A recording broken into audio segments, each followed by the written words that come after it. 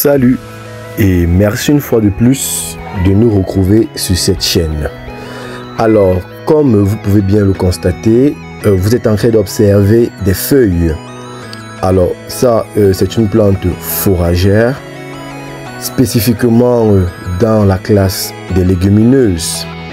Alors, elle est appelée moringa. Et il faut comprendre que le moringa est un arbre tropical qui est également connu sous le nom de arbre de vie. Il est cultivé principalement pour ses feuilles qui sont riches ici en nutriments, ainsi que pour ses graines et ses fleurs et sa gomme également. Alors, les feuilles de moringa sont utilisées comme aliment, souvent sous forme de poudre ou dans des préparations culinaires. Elles sont réputées pour leurs propriétés nutritives et médicinales. En plus de ses usages alimentaires, le moringa est également valorisé pour ses applications dans la santé et la cosmétique. Alors, actuellement dans cette vidéo, il est question ici de vous montrer ou bien encore d'illustrer l'utilisation du moringa dans l'élevage avicole. Quand on fait allusion à l'élevage avicole, nous mettons ici en exergue le poulet de chair, entre autres la COP 500, la Rose 308 et plein d'autres souches que vous connaissez. Bien évidemment, pour ceux qui font dans l'agriculture ou bien encore dans l'élevage biologique, nous allons parler ici du poulet local. Nous allons parler du poulet du village. Mais parmi tout ça, nous avons le poulet Brahma, encore dit pantalonné. Alors, quand on fait dans l'élevage biologique, on met ici devant l'utilisation de tout ce qui concerne le bio. Donc, on va éliminer l'utilisation des produits chimiques. Ceci pour diminuer le taux de maladie qui est souvent développé par ceux qui consomment le produit. Alors, actuellement dans la nouvelle ère, c'est l'élevage biologique qui prend le dessus. Et pour tous ceux-là qui font de l'élevage biologique, alors pour ici stimuler ou bien pour ici développer la défense ou renforcer la défense immunitaire de vos sujets, alors je vous invite ici à utiliser le moringa. Donc il est question de piler le moringa, récolter déjà les feuilles de moringa, ensuite les mettre dans un mortier ou encore dans un moulinex ou encore sur une pierre écrasée. Ça dépend de ce que vous avez à la maison. Alors, il s'agira ici soit de l'écraser, soit de concasser ou soit de piler. L'objectif ici est de extraire ou bien affaiblir les feuilles pour pouvoir récupérer le tanin issu de ces feuilles-là. Alors, après avoir pilé, comme vous voyez sur la vidéo, on va aller mettre tout ce contenu dans une bassine d'eau pour ici permettre ce mélange homogène et suffisamment important qui va ici nous permettre de revitaliser ou encore développer d'autres capacités pour que nos sujets puissent avoir un équilibre en termes de santé, un équilibre en termes d'aspect physiologique.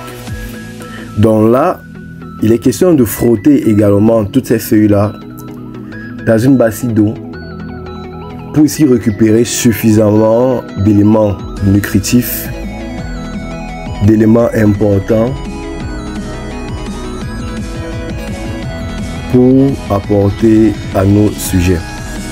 Alors, après avoir frotté comme vous voyez sur la vidéo, il s'agira plus tard de tamiser ou encore filtrer pour ici enlever toutes ces particules là qui vont ici nuire. Donc on va tamiser et ensuite on va servir dans les abreuvoirs. Comme vous pouvez le constater dans la vidéo, il n'est pas question de verser beaucoup d'eau dans les abreuvoirs. Vu que nous avons des abreuvoirs de 3 litres et ceux de 10 litres, alors pour ceux de 10 litres, il s'agira de mettre quelque chose comme 6 litres ou encore 7. Et pour les autres abreuvoirs de 3 litres, il s'agira de mettre une quantité de 2 ou voire 2 litres et demi. Alors, après avoir rempli nos abreuvoirs, il s'agira ici de transporter tous ces éléments-là dans la ferme ou bien dans l'élément qui regroupe tous ces sujets pour ici permettre à ce qu'ils puissent le consommer. Alors, je le disais en entame de mes propos, les avantages que offre le moringa dans la production animale. Alors, en termes de valeur nutritionnelle, il est riche en protéines, en vitamines, en minéraux et en acides aminés. Le moringa améliore également la qualité nutritionnelle des rations alimentaires. Ça, c'est un premier cas d'espèce. Le deuxième cas d'espèce est au niveau de l'amélioration de la croissance. Son inclusion dans l'alimentation des animaux peut favoriser une meilleure croissance et un meilleur gain de poids grâce à ses propriétés nutritives. Vous allez vous rendre compte que dans plusieurs élevages, il y a des sujets qui n'atteignent pas un taux de croissance assez important. Vous allez voir des sujets qui sont chétifs. Vous allez voir des sujets qui ne représentent véritablement pas leur âge. Ceci est dû à ce manque-là en termes de protéines, de minéraux, de vitamines, d'acides aminés également. Alors le moringa va ici renforcer tous ces éléments-là et permettre au sujet de avoir ce gain important. Alors, vous avez également le renforcement du système immunitaire. Le moringa contient des ou encore des antioxydants et des composés anti-inflammatoires qui peuvent aider à renforcer la santé des animaux et réduire le taux de maladie. Vous avez également les effets préventifs sur les parasites, car certaines études ont montré que, ou bien montrent que le moringa peut avoir des propriétés antiparasitaires, ce qui peut réduire le besoin d'antiparasitaires chimiques. Sans oublier également, vous avez la durabilité et les faibles coûts. Donc, en tant que culture à croissance rapide, le moringa peut être utilisé dans divers types de sols et des conditions. Ceci offre, n'est-ce pas, une source de forage durable et économique. Vous avez également un autre point qui est l'impact environnemental. Vous pouvez bien le connaître. L'utilisation du moringa peut contribuer à réduire la dépendance aux ingrédients d'origine animale ou à forte empreinte carbone dans les rations alimentaires.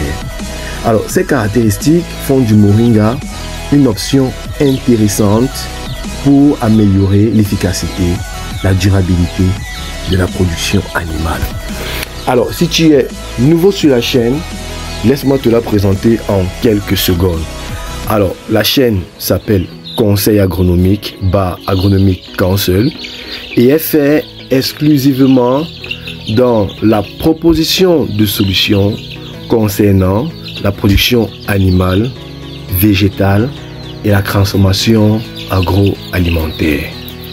Alors, si tu as une question ayant trait à tous ces différents éléments que je viens d'apporter, n'hésite pas à me le faire savoir, soit en commentaire ou soit sur mon adresse email, et je me ferai un plaisir de te répondre. Merci pour l'attention, n'oublie pas de t'abonner et de liker.